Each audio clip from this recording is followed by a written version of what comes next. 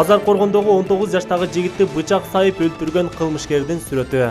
Кече 8 майда Базар Коргон районуна караштуу Арсанбап айылынын тургунду өз ара уруша кетип, 19 жаштагы тургунга 24 жаштагы айылдашы бычак уруп жиберген.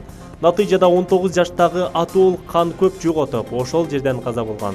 Бул окуя боюнча Базар Коргон райондук ички иштер башкармалыгынын кызматкерлери тарабынан кылмыш иши суу электе ошол эле айылдын 1994-жылы туулган тургуну шектүү катары кармалган. Учурда бардык социалдык тармактарга 19 жаштагы жигитти бычак менен сайып өлтүргөн жигиттин сүрөтү тарады.